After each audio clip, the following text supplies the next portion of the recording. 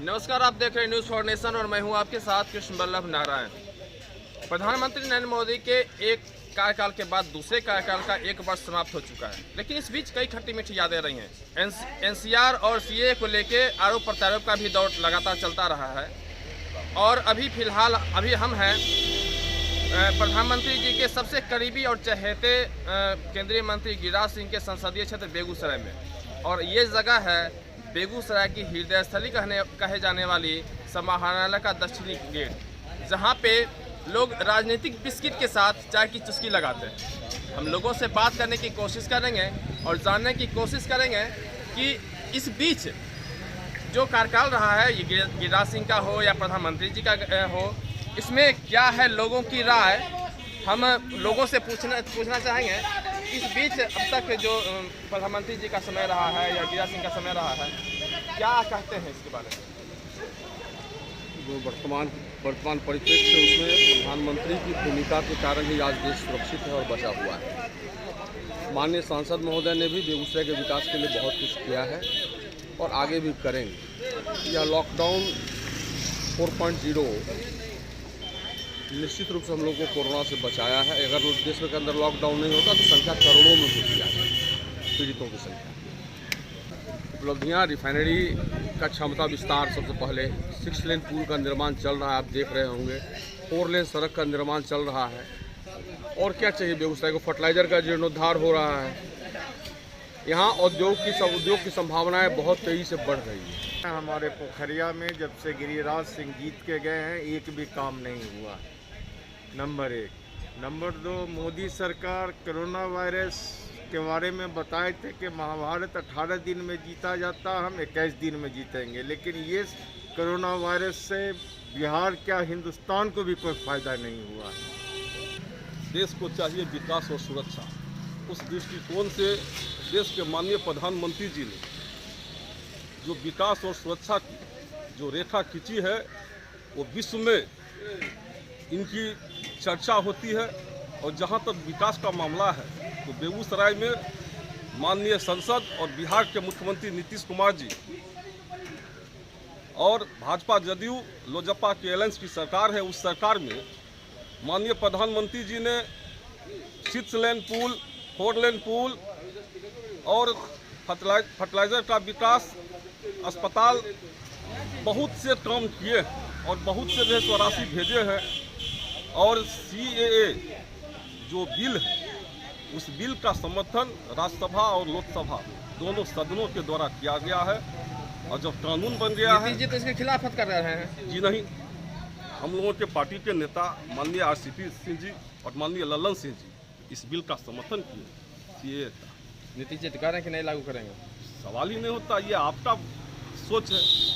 जब कानून बन जाता है तो लागू करना ही पड़ेगा। राज्य सरकार को मजबूरी है, राज्य सरकार को करना ही पड़ेगा। लोकसभा और राज्यसभा में जब पास हो जाएगा तो किसी भी राज्य सरकार की हिम्मत नहीं है कि इसको रोक दे। कानून है तो कानून का पालन करना है।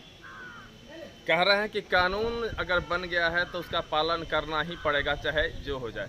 जब से प्रधानमंत्री नरेंद्र मोदी बने हैं, हिंदुस्तान को लेकर के चौपट कर दिए हैं।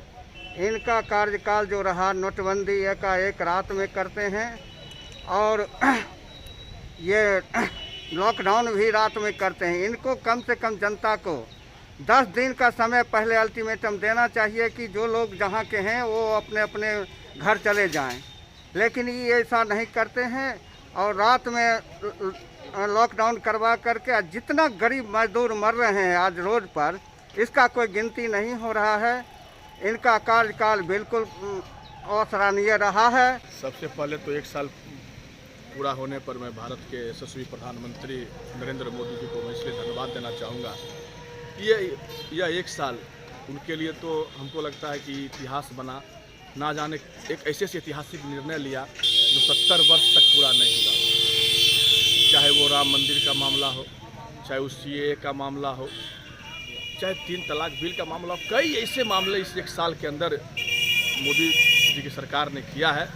इसके लिए मैं तहे दिल से उनका स्वागत करता हूं।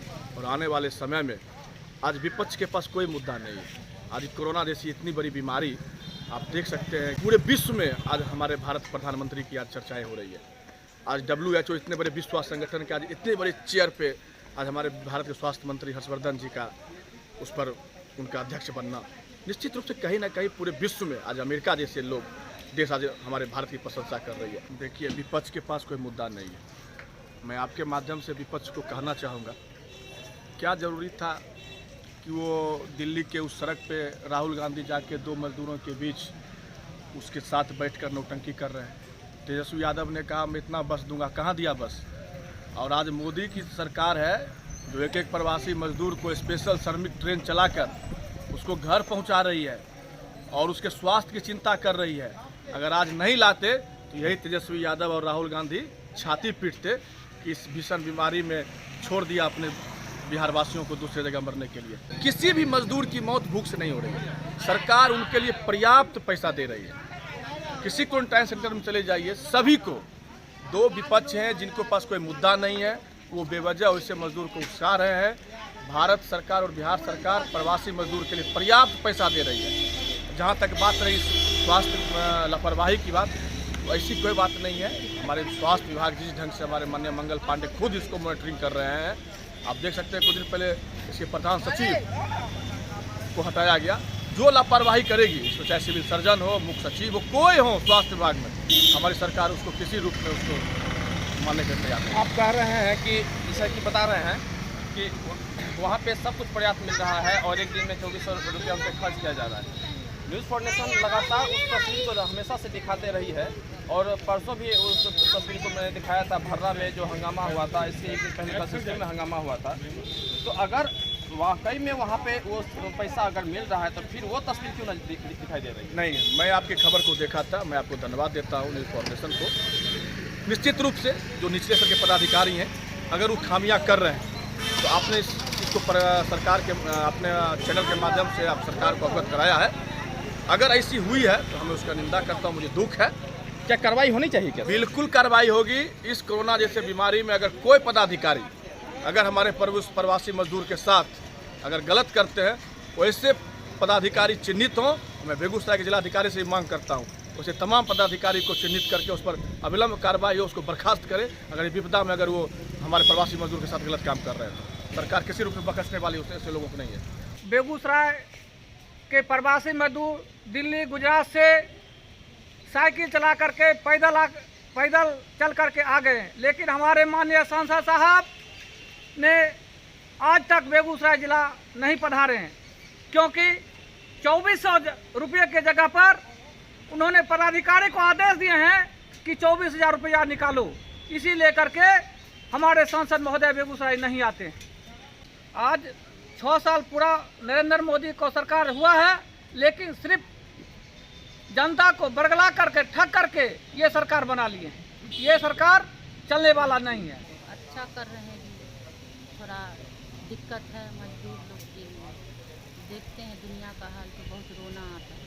किस बात पे रोना आता है? भूख प्यास पे रोना आता है। मजदूर रो रहे हैं, कलप रहे हैं, पैदल आ रहे हैं, महामारी है, ये सब देख कुछ अच्छा तो नहीं है। इतना कहाँ वाला है, हम लोग मर रहे हैं हर चीज़ के सिवा। कुछ चीज़ ना हम लोग के मजदूर आदमी हैं, कोई चीज़ ना हम लोग के साधन मिला, ना गैस का ना पैसा का, कोई चीज़ का नहीं। जो अपना खट के रखे हुए थे वो खा के खाता लंबा मांगी, खाता दिए। हम लोग के खाता में 1 रुपया भी नहीं आया। जनधन में तो पैसा आया है? 1 पैसा नहीं मिला हम लोग के। 10 मरते गए हैं बोलने के लिए, कोई ऐसा साधन नहीं किए हैं। अल्लाह राह पर बैठ गए। चलिए नहीं होगा मेरे किस्मत में। प्रधानमंत्री के 6 साल पूरे होने के बाद अलग अलग लोगों ने अलग अलग तरह की प्रतिक्रिया जाहिर की। जहां एक और प्रधानमंत्री को बहुत बेहतर प्रधानमंत्री कहा, वहीं दूसरी ओर कई ऐसे भी लोग थे जिन्होंने स्पष्ट रूप से कह दिया कि ना प्रधानमंत्री बेहतर हैं और ना यहाँ के सांसद बेहतर हैं। हर छोटी बड़ी खबर के लिए आप देखते रहिए न्यूज़ फॉर नेशन। और ये हमारी खबर के आपको कैसी लगी, अपनी प्रतिक्रिया इनबॉक्स में ज़रूर डालें और हमें दीजिए इजाज़त। तब तक के लिए नमस्कार।